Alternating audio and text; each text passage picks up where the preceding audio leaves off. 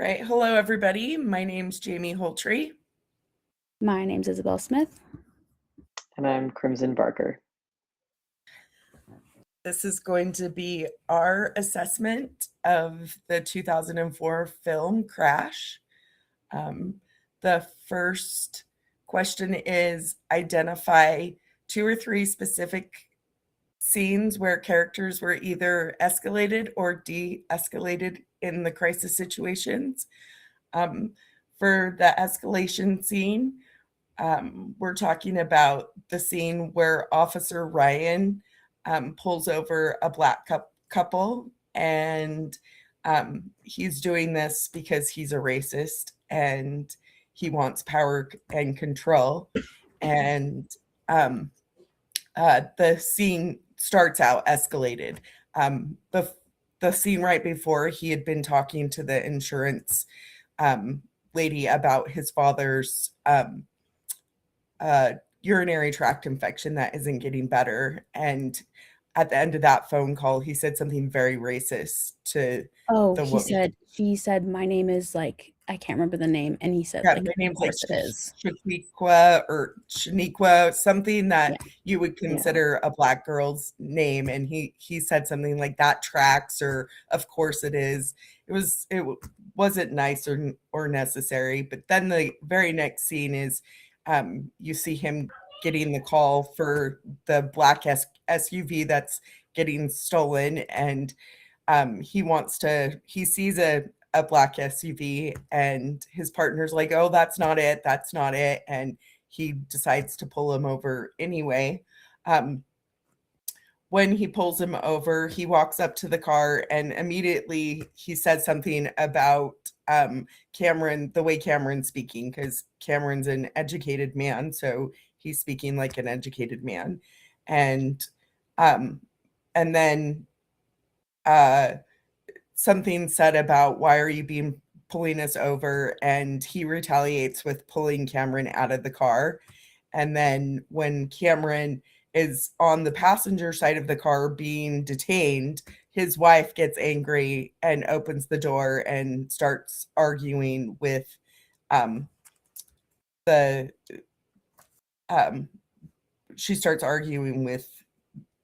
police officer. Yeah. Yes. And what that showed to me was like the power assertion, like no collaboration, the racial mockery, the physical violation of him molesting, I believe the lady's name was Christine, with her husband like watching, and you could totally see her husband was like in fear, like freeze mode. Freeze or fawn or something. Yes. Or well, he's even threatened by the cop too. He says something like, what does he say to threaten him? I can't remember. He kind of just like is like, you guys are gonna go and have like do you want to leave, basically? Like, if you want to leave. Yeah, he was saying like, oh, do you want to leave, or did you want to get arrested? Like, he was kind of telling them, oh, it could get worse, is what he was saying. Oh, that's right. He says to his partner, Officer Hansen, do you think we should let them leave? Yes. Or we should, something along those lines. And Officer Hansen, like, I think it'd be a good idea if they left. But he said all this while brandishing his weapon at the black man, Cameron. I was concerned about how quickly the guns came out as well. In every scene, I feel like in every scene, so I was like, it freaked me out. I mean, it opens to the store owner and his daughter, like, I can't remember if it's the exact first scene, but buying a gun. Yeah, there's just guns everywhere. Yes, and how racist the movie was. Oh yeah, the whole thing. And it was weird because, like, even the characters where you were like, you're a person of color, like, you'd think you would have some empathy and like, understand, like, maybe you don't like make assumptions about people, but they're gonna do it.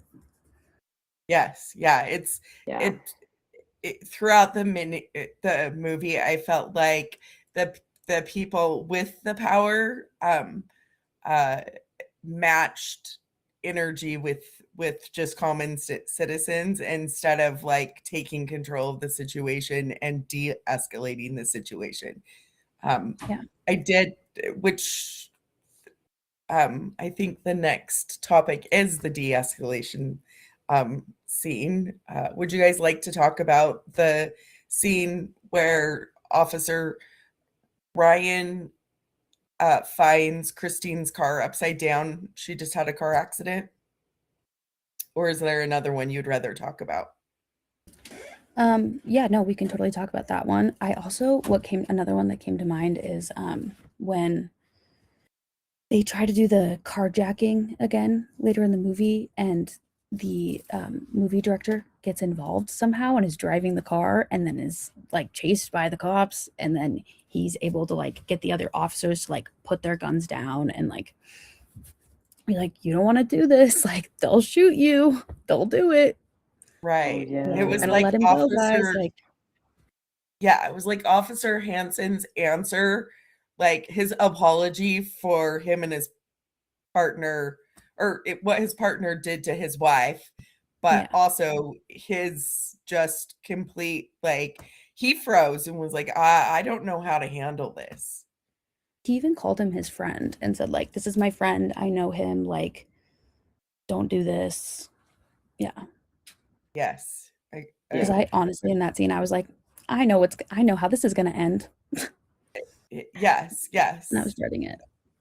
He was able to de-escalate it though, and so nothing horrible happened, which was yeah. It wasn't the one you were talking about, Jamie, the car fire after the car crash, which I still don't understand why they never explained, one, how she got in the car accident, and then like the aftermath of her and her husband, whatever. The person, the cop who ends up coming to her rescue just so happens to be her abuser, and she like understandably starts freaking out and is like, don't touch me, like I don't want your help, but she is in a major crisis, and he's able to kind of like de-escalate and be like, I'm going to reach across your lap to unbuckle your seatbelt, is that okay, like please let me help you. So yes, I don't know, what did you guys think? It gives me chills to think about somebody that the night, it seemed like it was the night before in the movie. It may not have been, but that's how I took it. The night before, this officer sexually molests you, and then in the worst moment of your life, he's the one that is there to save you. I thought she she was in the fight or flight. She was fighting at first, but to actually be able to calm herself enough to listen and let him reach over and get her out and save her life was insane. And he got pulled out of the car because remember there was an explosion or something. So cops ran over and pulled him out, and he went back in and was able to like grab onto her, and then they all got pulled out of the burning car. It was, I was like, why are you pulling her out? I was like, why are you just pulling out the cop? Get them both. He had her. Like, that made me mad. Yes, same. I was yelling at my TV, but what communication techniques or behaviors do you think led to the outcomes of those scenes? Let's see. I feel like they were like, the officer was able to like talk to her, like they like keep their voice low and like even, and I'm trying to remember the specific techniques they were using for de-escalation. Yeah, so I wrote down the first one, communication, like I'm going to reach across your lap type situation. And being like very direct and like descriptive. Yes.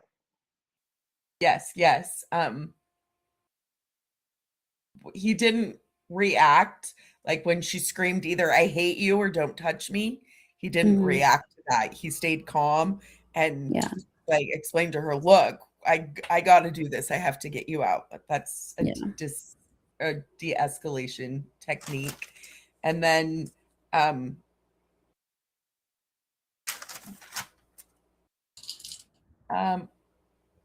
you know, I have more written, but I can't read my own writing. I love it when that happens. Oh my gosh, that's funny.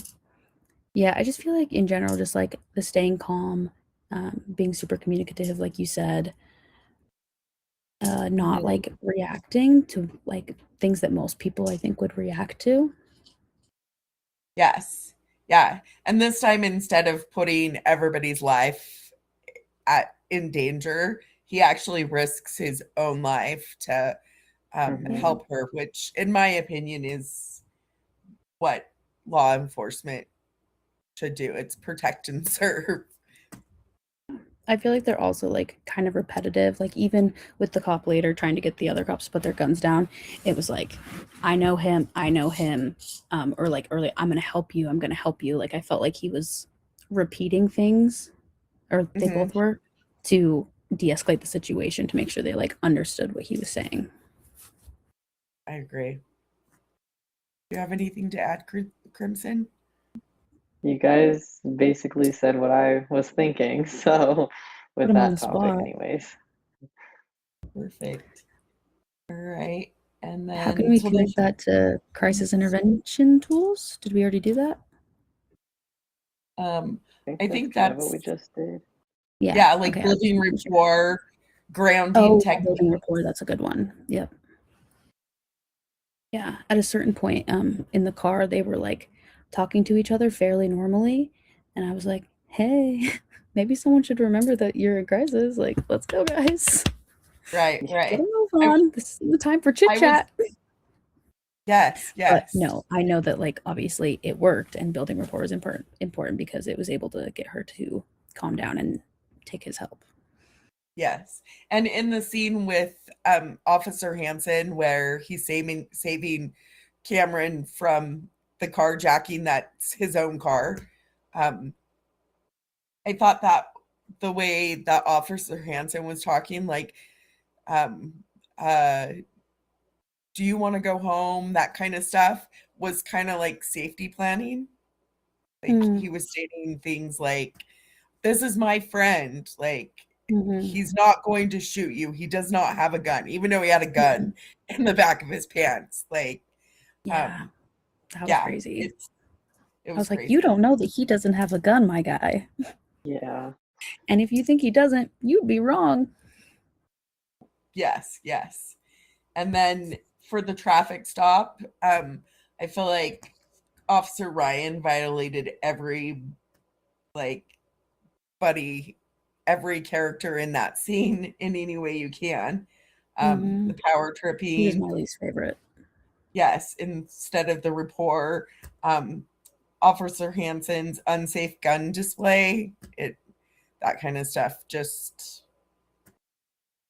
I didn't think those were good. But when he saved Christine later on, then he had a calm presence about him, and he actually talked to her as a human instead of like, I'm better than you type situation. Yeah. I was kind of like, wait, this is the cop he's supposed to be all of a sudden? Where was this the whole time? Yeah, like, for sure. Like, our training's kicking in. Yes. And then for the next one, talking about like we were kind of talking about that with like flight and freeze. Yeah. We talked about that with the officer. Yes. Was that on recording, or was that before we started?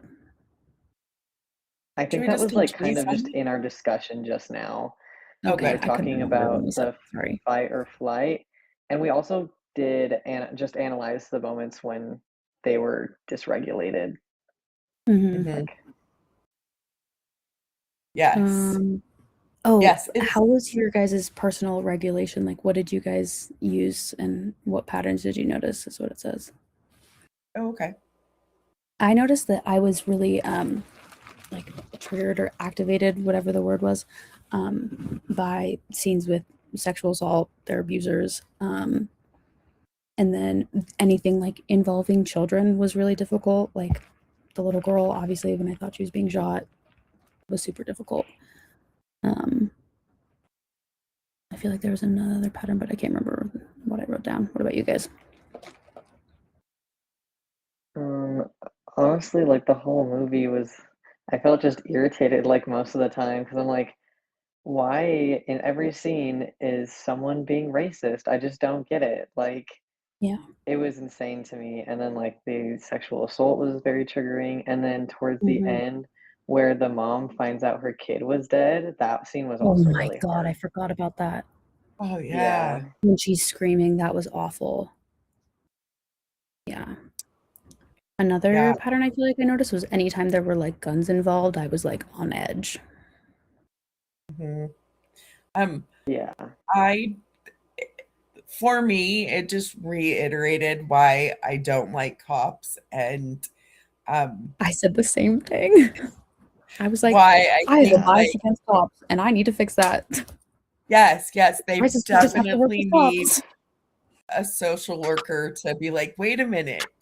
Yeah, I just think they need some like intervention on the proper way to talk to people when they're in crisis. But I also I saw a documentary on West Valley Police Department, and they were showing like the training that cops get in the beginning, and they're doing like role playing just like we do, and this cop leans down to the man that's role playing on the ground and like, hey sir, are you okay? And the cop's like, absolutely not, you're not going home today, this guy could kill you. And that's how they teach them, is to treat everybody like they're going to hurt them. And I think that's half the problem, is when you can't, just like Ashley says in class all the time, you can't help somebody when you're dysregulated. Who's dysregulated? So I was watching a documentary. I think it's like Lucy Letby or whatever on Netflix, but it's in the UK, and I noticed that their cops, they don't carry guns and they stay like so calm the whole time. They build rapport with them even when they are like arresting someone who they know to be a murderer, like of babies. Sorry, that's what happens in the documentary. Yeah, the police there just stay like really, really calm. And I think if our police could do that, we'd have a lot different outcomes. Yes. I think if just certain departments in the police department carried guns, like SWAT, that are trained to use guns, they stay away from the public, they're following a chain of command, they don't just on their own use guns, they have to be told to okay, it's time to fire, that type of situation would probably be helpful too. I'd like to know the statistics on that. I'm always I one of the things I learned in therapy is check the facts. So knowing like the statistics on things is really helpful to me to stay in the present, instead of like, I know what she's thinking. I know she thinks I'm a B, or C type situation. It helps me stay like in the moment and remember I don't know everything. I only know what I'm thinking and feeling. So totally. Oh, speaking of which, I didn't say my regulation skills that I used for the movie. I feel like none of us really talked about our regulation skills that we used. Yeah. Okay, I'll start this time. So for the scenes that were difficult for me, that was the sexual assault scene, or the scenes with a vulnerable person, or a person that doesn't have as much power, like the scene where Peter gets killed by the off-duty cop. We did talk about this before we started recording, and the power imbalance there, that bothers me. And then the scene with the daughter trying to save her dad because she's got the invisibility cloak. Those were hard.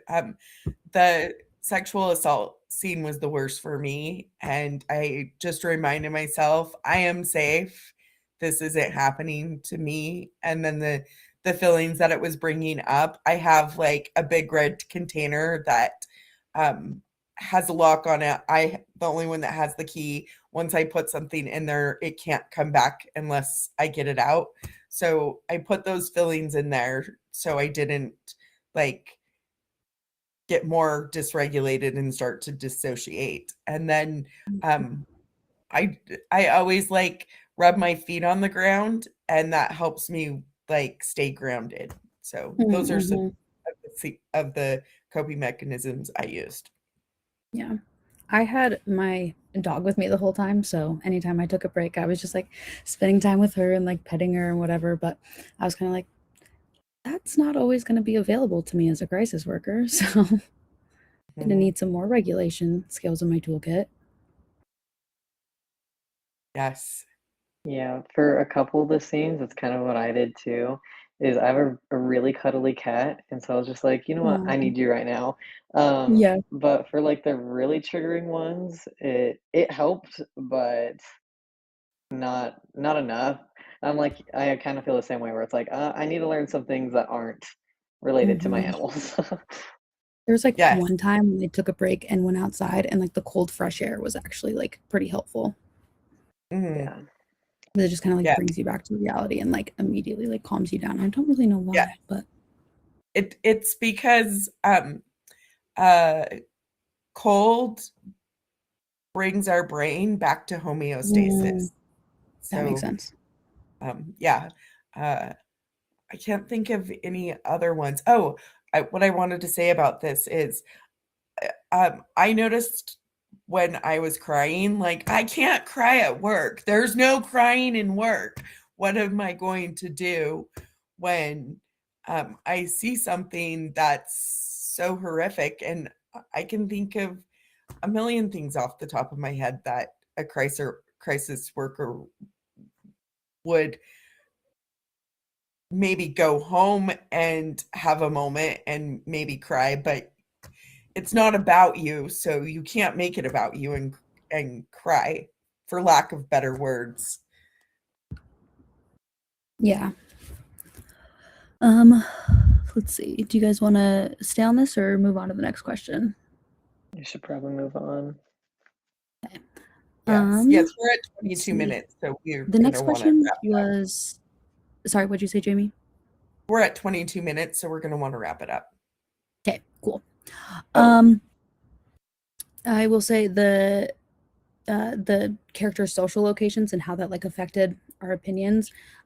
Sandra Bullock's character could not relate to her at all because she was so wealthy, horrible to her nanny, so racist, like was like, what, I'm a bad person because I cling closer to my husband when two black guys walk past me. I was right. And I was like, yes, like that's horrible. Yes, her cloak of systematic racism that made, she's one of the women that like her privilege just makes her unrelatable. I don't know anyone that has that much privilege. I did appreciate the softer moment at the end when the only person who helped her was the nanny, and she hugged her and was nice to her, and she was like, you're the only friend I have. And I was like, I wonder why. Yes, but still, like, the privilege to think that you can just hug this person that you've been a total brat to for years and hug, oh, you're my best friend, I love you, is supposed to make it better. That irritated me too. She was not in touch with reality at all. No. Did you guys notice like ripple effects in the families and communities? Let's see. Yeah, discuss the ripple effects. Yes. Yes, that yes. So if the sexual assault wouldn't have happened, then when the two young black kids did their second carjacking, he probably wouldn't have handled it like that. That's not, you could tell that's not his go-to. He had just lost it, and that was the straw Yeah. that broke the camel's back. Yeah, it was also interesting that like what the cop did to them, like drove them apart, the married couple. Because I was like, that Yes. was a horrible thing that I know, happened to that both was of them in an interesting. impossible situation where no one could have known the right thing to do. Like, don't fight with each Yes. other. I totally forgot about that. That, I if thought we they were had gonna more break time, up. that would be a great thing to talk about, but Yeah. we're 10 minutes over, so, Okay. um, Consider implications, root causes. Is there anything else we should touch on? We Did talked we about I'm touch on managing the good. last one? responses. Sorry. Sorry, Like, Crimson. professional application? I don't know if we talked about that yet. Like, I think we maybe we could did. talk about how we would manage our own responses while helping others. Because we talked about what we did during the movie, but like, we can't, like you said, we can't cry when we're trying to help people, and I can't just hold my cat to comfort me. So, Yeah. Right. I think maybe like breathing techniques, and I don't know, I'm hoping we'll learn more stuff like that we can use like in the moment without taking ourselves like out of it. Because Yes. right now Yes. my yeah, me too. main regulation strategy is just remove myself. Take a break. And Yes. you can't really take a break in the middle of a crisis. So Yeah. I agree. yeah. All right. Well, thank you All right. guys. I appreciate it. Does anyone else have anything to say? No, I think we covered it all. Okay, I'm Yeah. going to go ahead and stop the recording. Okay.